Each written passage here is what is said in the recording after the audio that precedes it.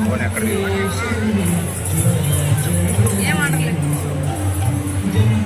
చెప్పాడు నేను పొద్దున బండి డ్రైవర్ తెమ్మని పోయి తీసుకున్నావా